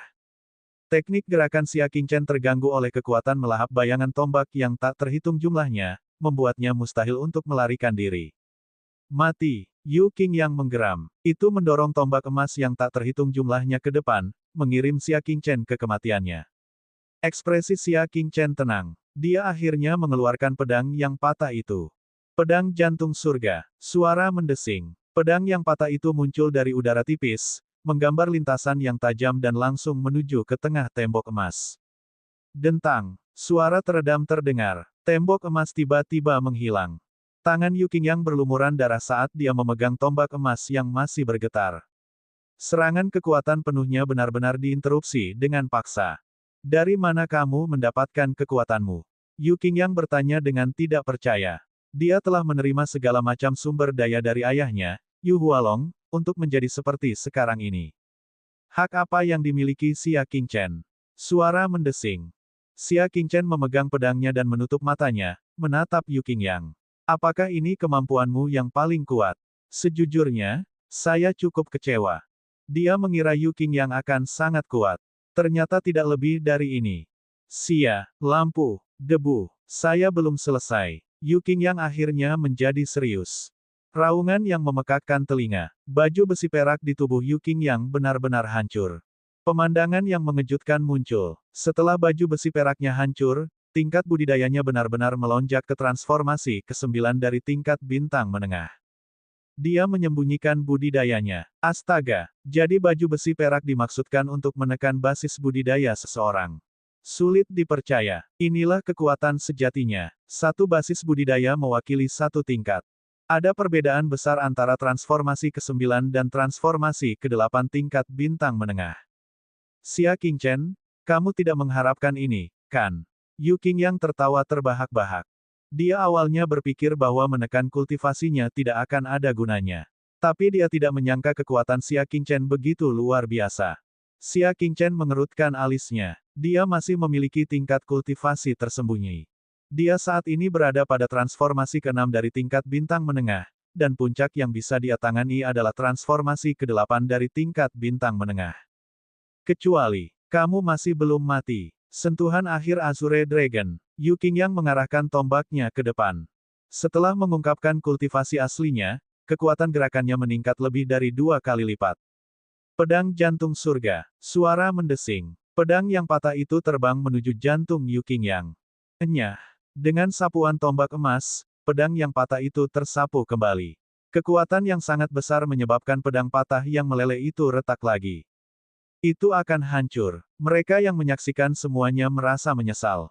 Dia benar-benar sudah selesai. Xia Qingchen telah menunjukkan bakat luar biasa dan pernah sejajar dengan Yu Qingyang. Namun, dia tetap kalah pada akhirnya. Ini berakhir di sini. Mati. Yu Qingyang berteriak dengan marah. Tombak panjangnya mengeluarkan aliran udara keemasan saat menusuk ke arah jantung. Xia Qingchen menarik napas dalam-dalam dan memegang pedang yang patah itu dengan kedua tangannya. Manusia dan pedang menjadi satu. Raungan yang keras. Pedang yang patah itu berubah menjadi bayangan pedang setinggi 10 kaki dan menebas dalam posisi lurus. Ledakan. Bayangan pedang besar sepertinya membelah langit dan bumi, memotong segala sesuatu di dunia. Yu Qingyang terkejut. Bukankah ini gerakan yang membuat bulan dari punggung bukit langit menjadi terkenal? Satu-satunya perbedaan adalah ketika Xia Qingchen melepaskannya, kekuatannya akan 10 kali lebih kuat dari lawannya. Saat bayangan pedang menekan, jantung Yu Qingyang berdebar kencang. Dia bisa merasakan bahaya besar. Jadi ternyata Xia Qingchen selama ini menyembunyikan kekuatannya. Itu adalah saat yang kritis. Dia mengangkat tombak emas dan meletakkannya di atas kepalanya. Dentang. Suara logam yang memekakkan telinga berbenturan dengan logam meledak. Semua ahli di tribun menutup telinga mereka. Pada saat yang sama, suara ledakan menyebabkan aliran udara meledak, membentuk ledakan besar. Bagian tengah cincin itu ambruk sejauh 10 kaki. Mereka memandang dengan ngeri. Kaki Yu Qingyang tenggelam ke dalam arena, sampai ke lutut. Pakaiannya terkoyak oleh aliran udara. Rambut panjangnya sangat berantakan. Dahinya berdarah. Kaca. Saat ini, suara tajam terdengar. Tombak emas yang dipegang Yu Qingyang di atas kepalanya pecah menjadi dua. Suara mendesing. Pedang patah sedingin es menempel di tenggorokan Yu Qingyang. Xia Qingchen tidak ternoda oleh setitik pun debu. Dia memegang pedang kuno di tangannya dan berdiri di hadapannya, dengan tenang berkata, "Kamu kalah." 3 kata ini mengumumkan berakhirnya perjanjian hidup dan mati selama 20 tahun. Diumumkan juga bahwa perang besar yang telah mengejutkan dunia selama beberapa generasi akhirnya telah berakhir. Bertahun-tahun kemudian, akan ada banyak sekali orang yang membacanya di buku sejarah. November tahun ke-7, Xia Qingchen dan Yu Qingyang bertarung di tebing yang runtuh. 3 gerakan, Xia Qingchen menang. Hari ini ditakdirkan untuk menjadi pukulan yang tidak dapat dihilangkan dalam sejarah seni bela diri di punggung bukit langit dan bulan. Di puncak gunung, suasananya sunyi senyap. Mereka semua dikejutkan oleh manusia dan pedang yang menghancurkan bumi menjadi satu. Satu pedang untuk menentukan hasilnya. Satu pedang, hidup dan mati. Satu pedang, membuka masa depan. Setelah beberapa lama, Dewa Suci Nebula akhirnya berteriak kegirangan, Xia Qingchen menang. Kami menang. Dengan itu, kerumunan akhirnya meluap. Mereka tidak dapat mempercayai hasil dari pertempuran yang mengejutkan ini. Xia Qingchen telah mengalahkan ahli nomor 1 di punggung Bukit Skymoon, Yu Qingyang. Ascendan, pemuda tertinggi. Tebing pedang Dewa Suci menghela nafas. Dia tidak menyangka Yu Qingyang akan dikalahkan oleh orang yang mustahil. Dunia sungguh tidak dapat diprediksi. Tidak ada yang menyangka bahwa perjanjian hidup dan mati akan berakhir seperti ini. Tidak, aku tidak kalah. Rambut Yu Qingyang acak-acakan saat dia mengangkat kepalanya dan meraung. Panggung yang menjebak kakinya hancur. Sebuah lukisan jatuh dari pelukannya.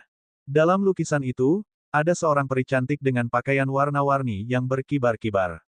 Ekspresinya acuh tak acuh. Hal yang paling menakjubkan adalah peri dalam lukisan itu benar-benar hidup.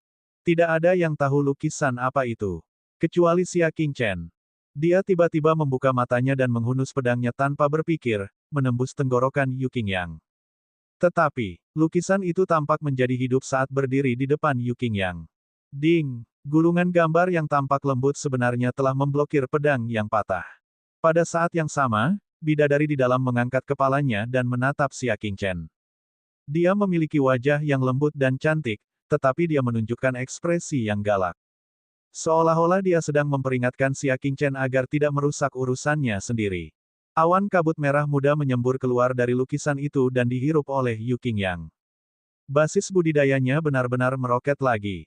Mata Xia Qingchen menyipit. Dia tidak ragu untuk melancarkan serangan lagi. Bab 628, Keturunan Kaisar. Manusia dan pedang menjadi satu. Bayangan pedang 10 Zhang muncul lagi. Itu menembus ruang dan waktu. Kali ini, Yu Qingyang tidak memiliki tombak emas. Dia pasti akan terbelah menjadi dua oleh pedang. Namun, Yu Qingyang mengangkat telapak tangannya dan membuat gerakan meraih. Dia benar-benar memegang bayangan pedang setinggi 100 kaki di telapak tangannya. Bayangan pedang itu sangat kuat, tapi tidak bisa melukai telapak tangan sama sekali. Hembusan angin bertiup perlahan. Itu menghilangkan rambut hitam berantakan Yu Qingyang, memperlihatkan sepasang mata yang gelap dan lesu. Tingkat kultivasinya telah meroket ke posisi bintang utama. Kamu bisa beristirahat dengan tenang sekarang karena kamu telah memaksaku sejauh ini. Yu Qingyang berkata dengan dingin. Dengan genggaman telapak tangannya, bayangan pedang itu hancur. Xia Qingchen, yang sangat dekat dengannya, bahkan terdorong mundur sejauh 100 kaki oleh aliran udara yang meletus seketika.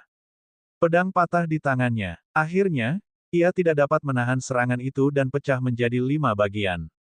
Darah terlihat di purlikuenya. Jejak darah merembes keluar dari sudut mulutnya. Dia akhirnya mengerti di mana basis budidaya Yu Qingyang meroket hanya dalam beberapa bulan.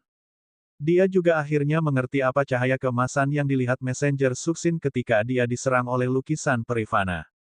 Itu adalah Yu Qingyang. Menghitung waktunya, itu terjadi tepat setelah Yu Qingyang meninggalkan tanah suci Nebula dengan marah.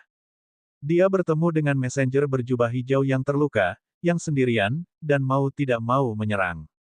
Tombak emasnya bersinar dengan cahaya keemasan, yang ditangkap oleh pembawa pesan. Arus udara antara langit dan bumi melonjak dengan liar. Itu membentuk angin menderu. Angin menyebabkan pakaian Yu Qingyang berguling dan rambut hitamnya menari-nari dengan liar. Dia berjalan keluar dari reruntuhan arena, selangkah demi selangkah, dan reruntuhan itu berderit saat dia menginjaknya. Sepasang mata hitam pekat menatap Xia Qingchen dengan tatapan sinis. Seolah-olah Raja Iblis itu hidup. Sekarang jawab aku, siapa yang menang? Yu Qingyang bertanya dengan suara rendah. Suaranya seperti suara iblis, bergema antara langit dan bumi. Itu berlangsung lama sekali. Posisi bintang mayor sudah melampaui level posisi bintang menengah. Siapa pemenang sebenarnya? Apakah ada yang perlu ditanyakan? Itu adalah Yu Qingyang. Hati setiap orang memberikan jawaban akhir. Hanya ada satu orang yang yakin dan acuh tak acuh, tentu saja ini aku, Xia Qingchen. Dia mengulurkan telapak tangannya. Sesosok cantik berlari dari atas ring dan menarik telapak tangannya ke dalam pelukan lembut. Dia adalah Lian Xing, tubuh spiritual spasial yang telah dipupuk Xia Qingchen sampai sekarang. Kekuatan yang tidak kalah dengan Xia Qingchen dikumpulkan di tubuhnya. Hanya Xia Qingchen saja yang bisa menggunakan kekuatan ini. Dengan genggaman ringan di telapak tangannya, dia mengekstraksi semua energi yang tersimpan di tubuh Lian Xing. Lian Xing tersentak dan berlari ke bawah dengan wajah merah. Xia Qingchen memperoleh kekuatan tak terbatas dan mengambil satu langkah ke depan. Bang! Arenanya telah runtuh. Dia melayangkan pukulan ke depan. Ledakan. Suasananya meledak. Mata Yu Qingyang yang hitam pekat dipenuhi dengan keterkejutan. Kamu. Xia Qingchen berjalan mendekat, tatapannya dalam dan dingin. Dia seperti dewa tertinggi yang memandang dunia. Seorang manusia juga layak bersaing denganku. Suara Hongtian yang kuat mengguncang awan gelap. Ratusan retakan muncul. Gumpalan sinar matahari mengambil kesempatan untuk jatuh, menebarkan bintik-bintik cahaya putih ke tanah. Terang dan gelap, langit dan bumi. Mereka memantulkan satu sama lain untuk membentuk keajaiban bumi dan langit berbintang yang tiada taraf. Bintik-bintik putih cahaya itu seperti bintang-bintang yang dilemparkan ke bumi yang gelap. Rasanya seperti langit berbintang di atas bumi. Dan sekarang, seorang pemuda tertinggi, seperti penguasa bumi dan langit berbintang, telah datang ke dunia manusia. Berlutut, jubah Xia Qingchen berkibar, dan rambut hitamnya berkibar tertiup angin. Dia sombong dan dingin, dan dia memerintahkan semut di dunia fana. Jantungnya bergetar dan lututnya lemas. Dia hampir berlutut. Saya Yu Qingyang, orang nomor satu dari generasi yang sama di punggung Bukit Langit Bulan. Hanya orang-orang di dunia yang bisa berlutut padaku, aku tidak bisa berlutut pada siapapun. Dia meraung. Berlutut. Xia Qingchen melambaikan lengan bajunya dengan ringan. Kekuatan agung yang tak terbayangkan tersapu. Kaca. Kedua lutut Yu Qingyang patah. Dia berlutut di tanah dengan sentakan. Dia benar-benar berlutut. Jenius nomor satu di punggung Bukit Langit Bulan kini sedang berlutut di depan seekor semut. Pada saat ini, seluruh tempat itu sunyi dan diliputi keterkejutan.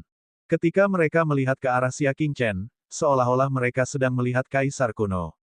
Dengan tubuh manusia, dia adalah kaisar dunia. Perjanjian hidup dan mati telah diselesaikan. Xia Qingchen berbicara dengan acuh tak acuh, itu kehormatanmu untuk menjadi musuhku. Ini juga sebuah tragedi. Kehormatan itu karena Yu Qingyang pernah menjadi musuh Raja Pantheon. Sudah cukup baginya untuk mati dengan terhormat. Bagian yang menyedihkan adalah nasibnya telah ditentukan. Pergi. Dia menjentikkan jarinya. Kekuatan mengerikan itu bersifat destruktif. Kematian Yu Qingyang adalah akhir dari perjanjian hidup dan mati. Namun, saat ini, jubah abu-abu panjang tiba-tiba muncul di antara mereka berdua, menghalangi jari Xia Qingchen. Perjanjian hidup dan mati untuk sementara ditangguhkan. Telapak tangan Caoyan saling menempel, menghancurkan kekuatan jari Xia Qingchen. Dia kemudian mengangkat kepalanya tinggi-tinggi dan mengumumkan dengan keras. Apa? Penonton langsung gempar. Perjanjian hidup dan mati antara Xia Qingchen dan Yu Qingyang. Mengapa kuil harus menghentikannya? Petik 1. Ini tidak ada hubungannya dengan kuil. Orang yang paling terkejut dan geram adalah Dewa Suci Nebula. Tidak tahu malu. Dia gemetar karena marah. Siapa yang menetapkan 3 aturan bahwa tidak seorang pun boleh mengganggu kesepakatan hidup dan mati? Apakah kamu baru saja menganggap kata-katamu sendiri sebagai kentut? Bahkan seseorang yang cerdik seperti Dewa Suci Nebula tidak bisa menahan diri untuk tidak mengutuk. Mereka mengira Xia Qingchen pasti akan mati. Oleh karena itu, mereka membuat perjanjian bahwa tidak ada seorang pun boleh menghalanginya. Sekarang situasinya telah berubah, dia mengabaikan perjanjian tersebut dan dengan paksa menghentikan putaran final. Sikap tidak tahu malunya sangat menyebalkan. Penonton marah, dan mereka semua mengutuk. Caoyan memelototinya dengan dingin dan berteriak dengan cara yang bermartabat, kekuatan interpretasi terakhir ada di tangan kuil. Jika kami merasa perjanjian itu perlu diakhiri, maka harus diakhiri. Tidak seorang pun boleh mengajukan keberatan. Kecuali kamu ingin menjadi musuh kuil. Dia berkata dengan sinis. Saat dia mengatakan itu, semua orang langsung tutup mulut. Siapa yang mau bermusuhan dengan kuil? Apakah kamu tidak takut dihancurkan? Melihat mereka sudah tenang, Caoyan kemudian meraih Yu Qingyang dan berkata, perjanjian hidup dan mati untuk sementara berakhir. Semuanya, bubar. Yu Qingyang berbaring telentang dan menatap Xia Qingchen. Dia tiba-tiba menyeringai. Dia tahu bahwa kuil akan bergerak. Xia Qingchen, kamu masih kalah. Pertarungan hidup dan mati di antara kita tidak pernah terjadi di antara kita berdua, tapi kita berdua. Di pihak Xia Qingchen, itu adalah dia dan klannya yang lemah. Di pihak Yu Qingyang, itu adalah dia dan ayahnya yang kuat, serta jaringannya yang besar. Misalnya, kuil punggung Bukit Bulan Surgawi. Kuil Shen dipercayakan oleh Yu Hualong untuk menjaga Yu Qingyang. Oleh karena itu, ini ditakdirkan menjadi perjanjian yang tidak adil. Mustahil bagi Xia Qingchen untuk menang. Aku sudah memutuskan, aku tidak ingin bertarung 1 lawan 1, wajah Yu Qingyang menjadi dingin. Xia Qingchen terlalu menakutkan, begitu menakutkan hingga dia merasa takut. Untuk orang seperti itu, metode yang paling cocok adalah membunuhnya secara berkelompok. Dimulai dari kamu, lalu ayahmu, bibimu, sektemu, semua yang pernah kamu cintai, semuanya akan terbakar habis. Yu Qingyang tertawa tanpa menahan diri. Itu adalah senyuman seorang pemenang. Xia Qingchen berdiri di tempatnya semula, tidak bergerak sama sekali. Dia bahkan tidak melihat ke arah Yu Qingyang, dia juga tidak mendengarkan kata-katanya. Dia hanya diam-diam mengeluarkan tungku pil dan menatap punggung Caoyan. Kamu hanya manusia biasa. Siapa yang memberimu hak untuk ikut campur dalam urusanku? Dia ingin bermusuhan dengan kuil. Ternyata tidak. Dia akan menghancurkan kuil. Bab 629, dihukum dengan tamparan. Karena Anda bias, jangan bicara tentang keadilan. Karena kita adalah musuh, jangan pernah bermimpi untuk tidak ikut campur. Orang harus membayar harga untuk pilihan mereka. Dia mengambil 1 langkah ke depan. Tetesan air hujan menyapu tanah, mengguncang cahaya bintang di bumi. Dia seperti seorang kaisar kuno yang berjalan menembus awan dan melintasi galaksi. Chaoyan menoleh dan tidak terlalu memikirkannya. Aura dan sikap Xia Qingchen saat ini sungguh luar biasa. Namun, dia masih muda. Dia adalah seorang pemuda yang lemah dan tidak penting tanpa latar belakang. Mereka seperti semut di depan kuil. Dia menoleh ke belakang, bahkan tidak memandangnya. Dia tidak perlu berurusan secara pribadi dengan sosok sekecil itu. Mundur. Sebuah suara tegas menegur. Tiga pengawal pribadi Chaoyan melintas di hadapan Xia Qingchen. Kamu tidak menghormati utusan berjubah hitam. Anda menantang aula surgawi. Berlututlah dan dihukum dengan tamparan di mulut. Kerumunan sangat marah. Kuil itu melindungi orang jahat yang secara terbuka menyatakan bahwa dia akan memusnahkan seluruh klannya. Namun, dia memperlakukan orang biasa yang hanya mengucapkan beberapa kata tidak sopan. Apakah ini istana Frost Sang Dewa? Bukankah aula surgawi seharusnya membimbing orang-orang untuk berbuat baik dan menegakkan keadilan di dunia? Namun, apa yang dilakukan kuil punggung Bukit Bulan Surgawi? Mereka menindas kebaikan dan menyebarkan kejahatan. Ketiga penjaga menyadari ada yang salah dengan pandangan semua orang dan tahu bahwa tindakan mereka tidak pantas. Namun, mengapa aula surgawi harus tunduk pada orang lain? Bukan saja mereka tidak mundur, namun mereka juga menjadi semakin mengesankan. Kami akan mengikuti pengaturan aula surgawi. Jangan bicara gegabah. Peringatan dalam pidatonya sangat eksplisit. Dewa Suci Nebula menjadi marah, ikuti pengaturan kuil dan suruh Yu Qingyang datang dan membunuh seluruh keluarga Xia Qingchen. Dia akan membantai seluruh tanah suci Nebula dan semua temannya. Jika ini adalah kuil es, maka saya tidak keberatan bersikap tidak sopan. Dia tidak tahan lagi. Penindasan harus ada batasnya. Budidayanya di fase tengah alam astral utama meledak. Ketiga penjaga itu tidak hanya tidak mengakui kesalahan mereka, tetapi mereka juga menjadi lebih mengesankan. Bagi mereka yang menentang kuil, mereka harus ditindas dengan kejam seperti angin musim gugur yang menyapu dedaunan yang berguguran. Hanya dengan cara ini mereka dapat menghalangi punggung bukit langit dan bulan. Mereka yang tidak menghormati kuil akan dibunuh tanpa ampun. Ketiga penjaga itu memarahi. Salah satu dari mereka melangkah maju. Dua lainnya menghalangi Xia Qingchen, yang sedang berjalan mendekat. Kenapa kamu tidak berlutut dan menamparkan mulutmu? Keduanya mencaci maki. Tetapi, langkah kaki Xia Qingchen semakin cepat. Satu langkah, 3 kaki. Satu langkah adalah 10 kaki.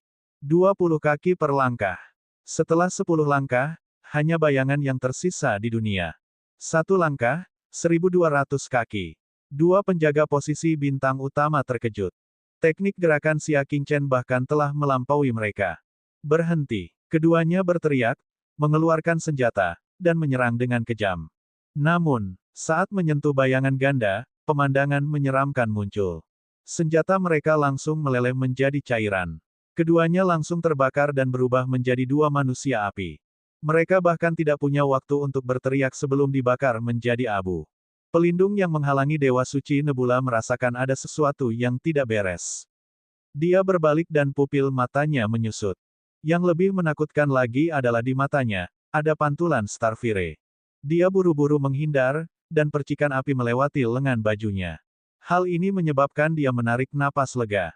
Namun, sebelum dia bisa selamat, lengan bajunya tiba-tiba terbakar, langsung menyulutnya. Jeritan yang menyayat hati menembus puncak gunung.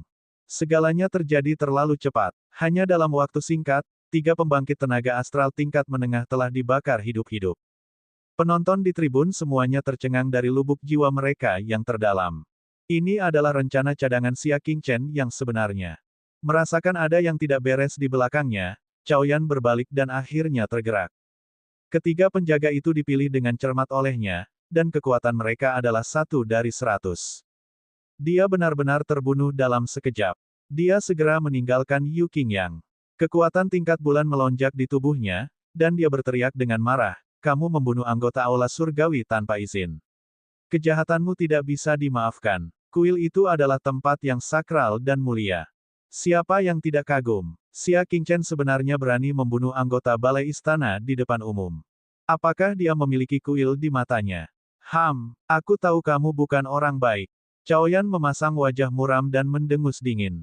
Gumpalan kekuatan penghancur tingkat alam bulan menari-nari di telapak tangannya. Sekarang, atas nama aula surgawi dan keadilan dunia, aku akan memusnahkanmu. Dia berkata dengan rasa kebenaran yang kuat. Kata-kata ini menimbulkan kemarahan. Mewakili keadilan. Itu melambangkan kebejatan dan tidak tahu malu, bukan? Siapa yang jahat dan siapa yang baik, perlukah dikatakan? Namun, ketika elit tingkat bulan bergerak, mereka bahkan tidak berani mengatakan sepatah kata pun, apalagi menghentikannya.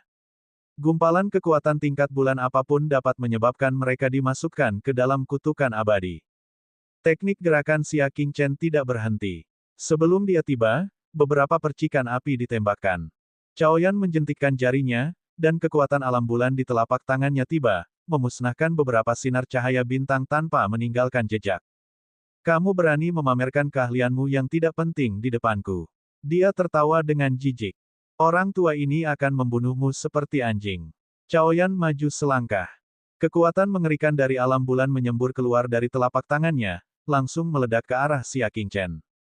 Di depan telapak tangannya, Xia Qingchen seperti debu. Itu langsung hancur. Namun, bukan hanya Xia Qingchen yang tidak menghindar, dia bahkan menghadapinya secara langsung. Dia mengepalkan tangannya yang memegang tungku pil dan meninju. Ada kilatan kejam di kedalaman mata Chaoyan. Dia benar-benar mencari kematian. Tabrakan langsung dengan elit tingkat bulan. Xia Qingchen mungkin berpikir bahwa setelah menang melawan Yu Qingyang, dia akan melupakan fakta bahwa dia masih berada di level bintang menengah, bukan? Di depan alam bulan, semua pembudidaya tingkat bintang seperti semut. Belum lagi posisi bintang tengah. Namun, saat telapak tangan mereka bersentuhan, bayi api tiba-tiba keluar dari tungku pil di telapak tangan Xia Qingchen. Itu adalah api kecil surgawi. Ia membuka mulutnya dan tiang api besar tiba-tiba meledak. Seperti yang diharapkan dari elit tingkat bulan. Persepsinya sangat mencengangkan. Dia segera menarik tangannya dan menghindar tepat waktu, nyaris menghindari pilar api. Namun, sebelum dia bisa tenang, pilar api itu justru berbalik dan mengenai lengan kanannya. Wuh. Dengan suara teredam, lengan kanan Chaoyan langsung terbakar hingga garing. Saat itu, iblis besar dari West Ridge hampir mati terbakar oleh api surgawi. Sekarang, tiang api telah membakar lengannya menjadi arang, dan itu normal. Ah, tangan saya. Wajah tua Chaoyan menjadi pucat saat dia melolong kesakitan. Namun, ini bukanlah akhir. Xia Qingchen menarik napas. Pecahan pedang patah yang tersebar di tanah menarik 4 lintasan yang sangat tajam di udara saat mereka memotong menuju titik vital Chaoyan. Meskipun Chaoyan kesakitan, dia masih sangat kuat. Kamu sedang mencari kematian. Mati. Chaoyan berteriak dalam kemarahan, dan kekuatan tingkat bulan meletus dari tubuhnya. Dia memicu aliran udara yang menakjubkan yang membuat keempat pecahan itu beterbangan. Lagi pula, dia adalah elit tingkat bulan, jadi bagaimana dia bisa dibunuh dengan mudah. Tetapi, saat dia meraung, pupil mata Chaoyan mengerut. Di tungku pil di telapak tangan Xia Qingchen, bayi api surgawi menarik napas dalam-dalam. Seolah-olah gunung berapi sedang terjadi. Kulit kepala Chaoyan menjadi mati rasa dan dia segera mundur. Saat dia mundur, dia memarahi dengan ketakutan, Xia Qingchen. Sebaiknya kamu berhenti. Berhenti dan tunggu dia membunuhnya. Xia Qingchen mengaktifkan teknik gerakannya dan mengejar. Bayi api surgawi juga menggunakan seluruh kekuatannya untuk memuntahkan gelombang api sepanjang 1000 kaki. Dalam sekejap mata, ia menelan Chaoyan. Tetapi, saat ini, kamu tidak tahu cara menahan diri. Mendengus pelan terdengar dari atas panggung. Kepala kuil melemparkan potongan bambu ke tangannya. Gulungan bambu itu membawa serta angin beliung yang menghempaskan gelombang api. Chaoyan, yang hampir dilahap, berhasil menyelamatkan nyawanya dari gerbang neraka. Dengan rasa takut yang masih ada di dalam hatinya, dia membenci, kamu tidak akan mati dengan baik. Ekspresi Xia Qingchen tenang saat dia berkata, kamu pikir kamu bisa hidup? Chaoyan menyadari ada sesuatu yang tidak beres. Teriakan ketua aula terdengar di telinganya, Dodge. Bab 630, mencampuri urusan orang lain. Chaoyan menundukkan kepalanya dan melihat pecahan pedang patah keluar dari tanah. Itu menggambar lintasan melengkung dan menembus punggungnya sebelum keluar dari dadanya. Fragmen itu tersembunyi terlalu dalam. Chaoyan baru saja lolos dari situasi putus asa dan berada di tengah gejolak emosi. Dia bahkan tidak menyadari bahwa pecahan yang mematikan telah terkubur diam-diam di bawah kakinya. Tidak, selamatkan aku, Chaoyan buru-buru berlari menuju kepala kuil. Selama dia belum mati sepenuhnya, masih ada ruang untuk bertahan hidup. Namun, apakah Xia Qingchen akan memberinya harapan untuk hidup? Di bawah kendali hati pedang surgawi Xia Qingchen, pecahan pedang patah yang terkubur di dalam hatinya tiba-tiba berputar. Hatinya telah hancur total. Puah! Chaoyan membuka mulutnya dan mengeluarkan seteguk besar kabut darah. Dia terhuyung dan akhirnya jatuh ke tanah. Kepala kuil bergegas mendekat. Dia membantu Chaoyan berdiri dan memeriksa lukanya. Wajah hangatnya langsung berubah suram. Hatinya telah hancur total. Bahkan jika Daluo abadi bereinkarnasi, mustahil untuk menyelamatkannya. Dia tiba-tiba mengangkat kepalanya, dan niat membunuhnya melonjak. Beraninya kamu. Dia telah membunuh utusan berjubah hitam dari aula surgawi di depannya. Di mata Xia Qingchen, bahkan tidak ada bayangan kuil sama sekali. Dia belum pernah menaruhnya di matanya sama sekali. Siapa yang tahu? Ketika dia mengangkat kepalanya, dia menemukan bahwa Xia Qingchen telah mencengkeram leher Yu Qingyang, yang jatuh ke tanah, dengan satu tangan. Berhenti. Pemimpin kuil meraung. Matanya hampir pecah, seolah-olah orang yang dibunuh Xia Qingchen adalah putranya. Aliran udara yang megah keluar dari tubuhnya. Reruntuhan arena semuanya tersapu arus udara setinggi 1000 kaki. Kemudian, ia jatuh ke tanah dengan suara gemuruh yang keras. Matanya memerah, dan kebenciannya memancar. Dia menunjuk ke arah Xia Qingchen dan mengancamnya secara terbuka, kamu berani membunuhnya. Aku akan memusnahkan keluarga Xia dan sektemu. Kepala aula kuil mengancam orang-orang seperti ini. Itu benar-benar di bawah statusnya. Xia Qingchen meliriknya dengan tenang. Bukankah Yu Qingyang mengatakan hal yang sama? Karena hasilnya akan sama apakah aku membunuhnya atau tidak, mengapa aku tidak membunuhnya? Aku bersumpah demi dewa selama kamu tidak menyakiti Yu Qingyang, aku bisa melindungi keluarga dan sektemu, kata guru kuil sambil menjentikkan jarinya.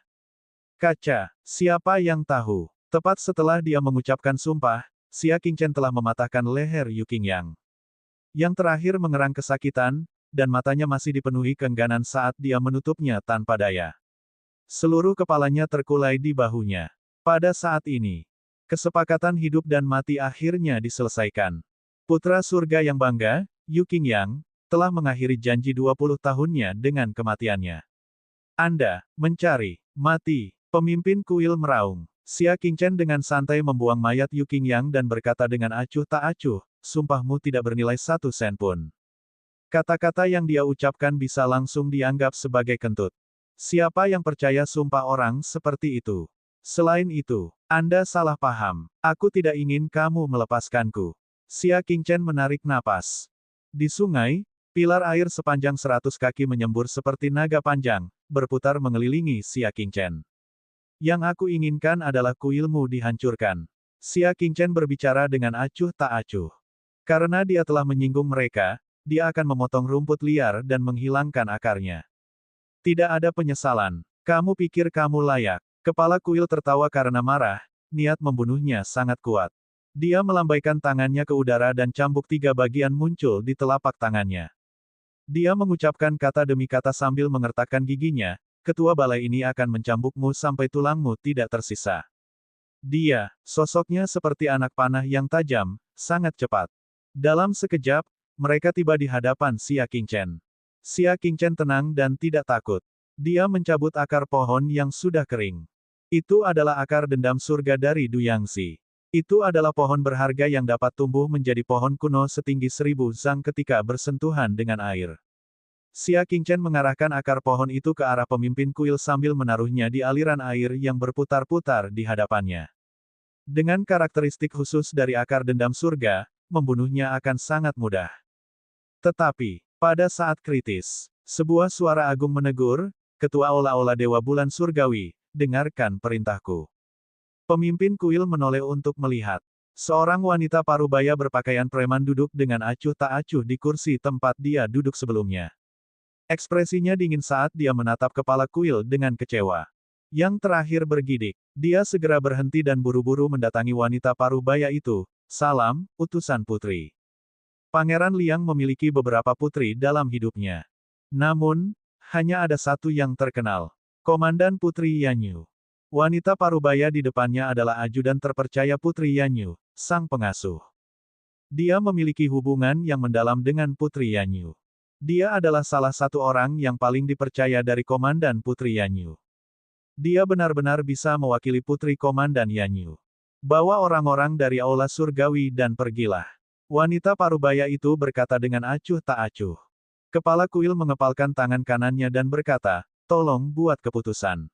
Xia Qingchen membunuh penjaga kuilku, memusnahkan utusan berjubah hitam kuilku, dan bahkan membunuh Yu Qingyang. Kejahatannya sangat keji. Sebelum dia bisa menyelesaikannya, dia ditampar wajahnya. Wanita parubaya itu bahkan lebih kuat dari ketua Aula, dan hampir berhasil menyusul nenek moyang Xiaohu. Kamu masih punya wajah untuk mengatakan itu. Mata wanita parubaya itu dipenuhi dengan rasa jijik. Xia Qingchen dan Yu Qingyang sedang menjalani pertarungan hidup dan mati. Hak apa yang dimiliki kuil Anda untuk ikut campur? Petik 1. Itu adalah kesepakatan pribadi antara mereka berdua. Hak apa yang dimiliki kuil untuk ikut campur? Tidak apa-apa jika kalian ingin ikut campur, tapi dari penjaga hingga utusan berjubah hitam, dan sekarang bagi kalian, kalian semua sudah bertindak terlalu jauh. Kamu merasa latar belakang Xia Qingchen terlalu lemah dan berbagai kekuatan di punggung Bukit Skymoon terlalu lemah, jadi kamu bisa melakukan apapun yang kamu mau padanya, kan? Wanita parubaya itu telah menyaksikan pertempuran itu secara rahasia sepanjang waktu. Dia tidak menghentikan kuil itu karena dia ingin melihat seberapa rendah kuil itu bisa tenggelam. Namun, hasilnya membuatnya sangat kecewa. Tindakan para petinggi Aula Surgawi telah sepenuhnya kehilangan keadilan, keagungan, dan kesucian yang seharusnya dimiliki oleh Aula Surgawi. Dia hanya muncul di saat-saat terakhir. Pemimpin kuil mundur beberapa langkah, namun matanya masih muram. Utusan putri, kamu juga tidak punya hak untuk mencampuri urusan Aula Dewa. Kuil itu tidak berada di bawah yurisdiksi Panglima. Dia hanya takut pada kewibawaan Putri Yanyu. Xia Qingchen telah melukai anggota kuil Skymoon Ridge. Dia harus dieksekusi. Dia sudah memberikan muka kepada pihak lain. Jika pihak lain tidak menginginkannya, mengapa dia harus tetap hangat sampai dingin? Hari ini, Xia Qingchen harus dibunuh bagaimanapun caranya. Hehe, Anda dapat mencoba. Wanita parubaya itu mengangkat tangannya dan melemparkannya ke arah Xia Qingchen. Tangkap. Xia Qingchen tanpa sadar meraihnya. Itu adalah piring giok seukuran ibu jari. Xia Qingchen sudah tidak asing lagi dengan benda ini. Kembali ke wilayah West Ridge, 3 orang yang dikirim oleh Putri Yanyu telah membawa tokennya. Namun, dia melemparkannya ke dalam kolam api. Pemimpin kuil segera menghentikan langkahnya dan ragu-ragu. Komandan Putri Yanyu secara khusus memerintahkanku untuk datang ke Skymoon Ridge untuk menemukanmu.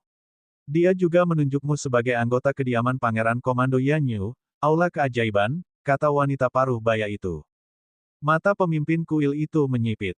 Dia mengepalkan tinjunya begitu erat hingga berderit. Aula Eksentrik adalah organisasi yang didirikan oleh Putri Yanyu sendiri. Dia ingin merekrut semua orang aneh dan orang-orang dengan kemampuan aneh di punggung Bukit Langit Bulan. Masing-masing dari mereka dilindungi dengan ketat oleh Putri Komandan Yanyu. Selama ada anggota yang terluka, Putri Komandan Yanyu akan mengurusnya secara pribadi dan menghukum mereka dengan berat. Jika dia berani membunuh Xia Qingchen di depan umum hari ini, mungkin besok akan ada keputusan dari Putri Yanyu untuk melenyapkan Aula Surgawi di punggung Bukit Langit dan Bulan.